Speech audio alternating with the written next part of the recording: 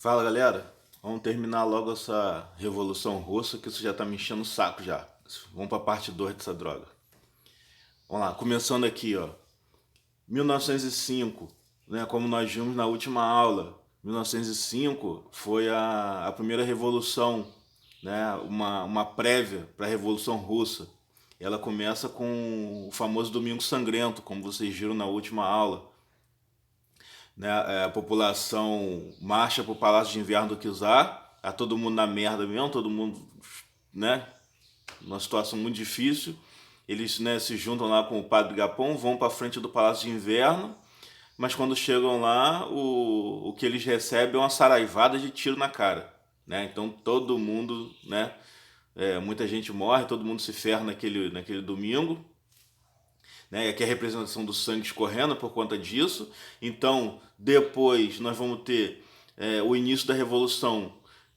O campo, né? No campo vai ter um desespero terrível, pessoas invadindo fazendas, queimando tudo. Nas cidades as greves vão tomar conta de tudo. Então vai ser um desespero total, né? A Marinha, né, vai ter o famoso caso do encouraçado Potemkin, que os marinheiros se amotinam por conta das péssimas situações que eles viviam.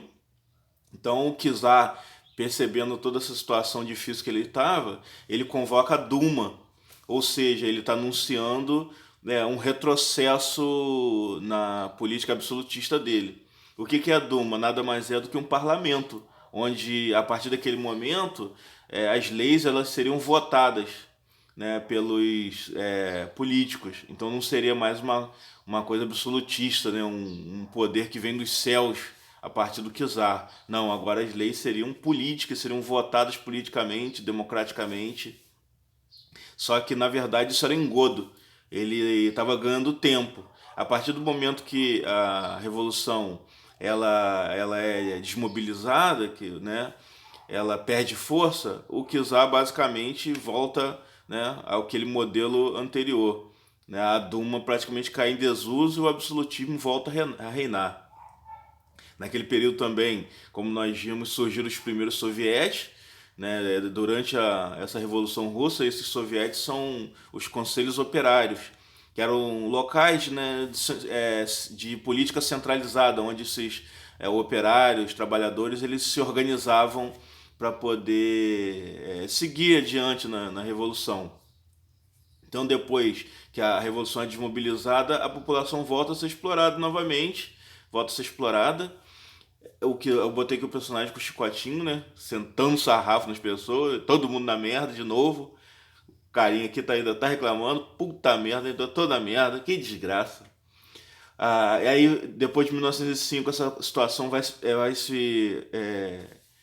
vai permanecer, vai continuar dessa mesma forma até 1914, que é quando a Rússia entra na Primeira Guerra do lado dos alemães, perdão, do lado dos ingleses, dos franceses, lutando contra os alemães, contra os austríacos e principalmente contra o Império Turco-Otomano. Só que a guerra para a Rússia significa mais morte, ou seja, o país pobre, despreparado, o exército maltrapilho, então centenas e milhares de pessoas, de soldados iam para a guerra e voltavam dentro de caixões. Então foi um banho de sangue. E isso vai levar a opinião pública a se colocar contra a participação da Rússia na guerra. Só que o Kizar ele quer honrar os seus acordos e deixa o povo continuar naquela situação. Ou seja, bom filho da mãe ele, né? Em 1916 a situação estava tão crítica, a parada estava tão doida, que os próprios soldados eles começam a abandonar o campo de batalha e meter o pé. Neguinho vaza pra casa, quer mais que se for dessa porra.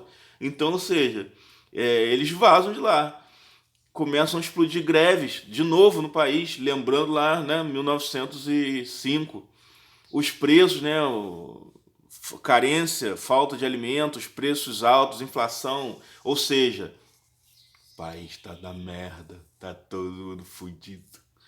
Continuando aqui, isso permite que em 1917 aconteça a primeira revolução, que é a famosa Revolução Branca, que é a Revolução de Fevereiro. Mas aí pode vir alguém me perguntar: professor, a Revolução Branca é porque tinha neve na época? Aí eu vou olhar para ele, claro que não, o Zé Mané, porra. Isso aconteceu porque branco é por conta da moderação. Por quê? Porque as pessoas que fizeram essa revolução foram os mencheviques. Ou seja, os mencheviques é aquele partido pelegão que eu falei na última aula. Ou seja, partido formado por indivíduos moderados. Ou seja, são socialistas, mas eles acreditam que o país tem que passar por uma revolução capitalista para depois vir o socialismo, diferente dos bolcheviques, liderado lá pelo Lenin, que defendiam que a revolução tinha que ser imediata, socialista e liderada pelos trabalhadores rurais e urbanos. Mas então essa Revolução Branca, que acontece em fevereiro, aí tem uma questão. É fevereiro para eles, porque aquele calendário ainda era o calendário juliano, né, o calendário antigo. O nosso calendário é gregoriano. Então, para a gente aqui, isso foi em março. Para eles, em fevereiro. Vocês veem que até o calendário dos caras era um calendário atrasado. Então, ou seja, a Rússia era uma merda mesmo. Depois dessa revolução vai se formar o governo provisório, né? E nós temos o primeiro-ministro eleito pela Duma, aquela Duma lá de 1905, ela vai ser reorganizada e vai escolher como seu primeiro-ministro o Alexander Kerensky, que era um membro, né, famoso aqui dos mencheviques. Então vamos continuar aqui. A Revolução Branca acontece, só que os caras preferem honrar os acordos que tinham sido firmados pelo czar. Então, eles deixam a Rússia permanecer na guerra e o povo continua na merda. Ou seja, eles mantêm a mesma política do czar e isso não vai deixar o povo feliz. Nesse período, né, alguns meses depois, o Lenin ele desembarca clandestinamente, né, na Rússia, ajudado pela Alemanha, que acreditava que isso seria uma estratégia interessante para a Alemanha na guerra, ou seja, favorecer a Revolução Russa acontecer de fato, o poder cair na mão de Lenin, e aí ele ia retirar a Rússia da guerra. Então, ou seja, para a Alemanha seria interessante ver a Rússia fora da guerra, porque ela poderia focar as suas forças em lutar contra a Inglaterra. Então, Lenin atravessa toda a Alemanha e parte da Rússia num trem, né, blindado, escondido lá dentro para ninguém saber, e ele chega em abril, né, em Petrogrado, e lá ele lança as famosas teses de abril, que se resume basicamente todo o poder aos sovietes, que eram aqueles soviéticos que surgiram em 1905, os conselhos operários, e paz, pão e terra, ou seja, queria a paz, ou seja, o fim da guerra, distribuição de terra para os camponeses para poder, né, produzir os seus alimentos, né, e pão seria o próprio alimento, né? Então, ou seja, acabar com a guerra, dar terra ao povo e alimento. Então, esse é o lema dele: paz, pão e terra e todo o poder aos sovietes. Essa máxima de todo o poder aos sovietes vai gerar o que a gente chama na história de duplo poder, porque durante esse período que a Revolução Branca ela ficou em andamento, o que vai acontecer? Nós temos um poder que emana do governo provisório, lá pelo Kerensky, e um poder organizado nos conselhos operários, que vão ser liderados principalmente pelo Trotsky e pelo Lenin. Então, ou seja, vai ter um conflito interno dentro da Rússia durante esse período. Então o que acontece? Aqui continua a situação crítica. Os soldados exigem o fim da guerra, assim como toda a população, os camponeses tomando terra, os operários realizando greve, e o ministro Kerensky ele acaba cedendo, né, a essa pressão, e em parte, né, dessas pressões, e nisso ele permite o retorno dos exilados para a Rússia, e só que ele não consegue mais nada a partir daí. Então isso vai fazer com que a Revolução de Outubro seja uma revolução, né, real, porque ela vai acontecer mesmo. Isso é uma possibilidade real. O Trotsky e o Lenin, eles preparam a revolução para acontecer em outubro, que seria um congresso dos do partido, né, do partido bolchevique. Eles, durante esse, né, esse mês de outubro, que aí voltando naquilo que eu falei antes, outubro para eles, novembro para a gente, né, eles invadem, né, o Smolny, que era o local onde aconteciam as reuniões. O Soviético Petrogrado, que era o mais forte, ele invade então o Palácio de Inverno, a Duma é fechada, né, os políticos que estavam no controle são presos, e aí na época quem estava junto com o Kerensky, que era o príncipe Lvov, aí você vê que era uma coisa tão pelega que até o príncipe, né, ele estava participando do governo. Então, porra, merda de governo, né, socialista é aquele.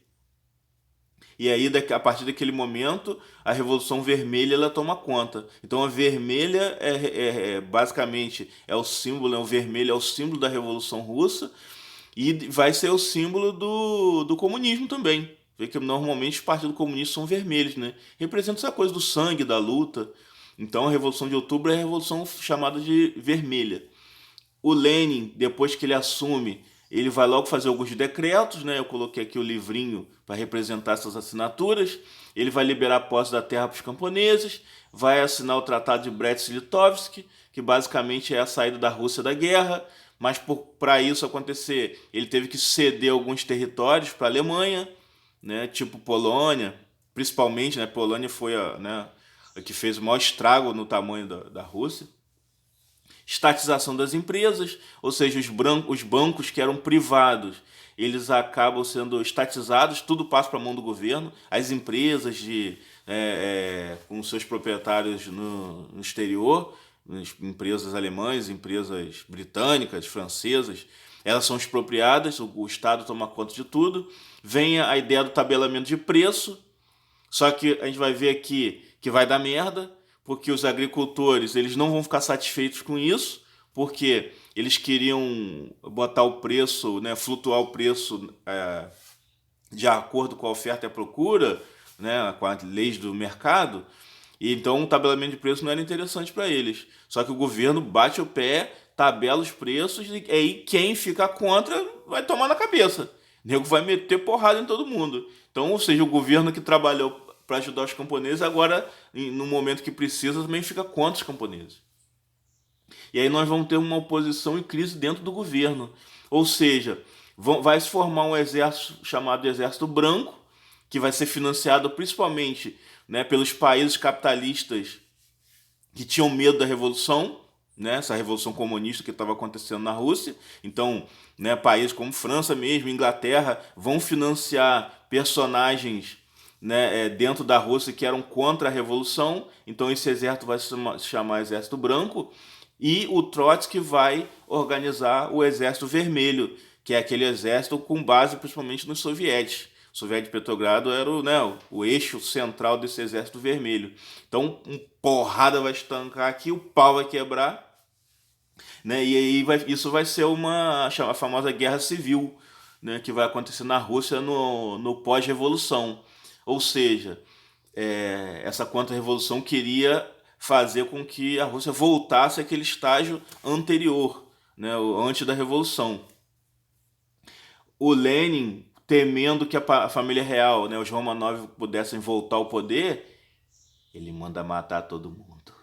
Ou seja, o genocídio na família Romanov.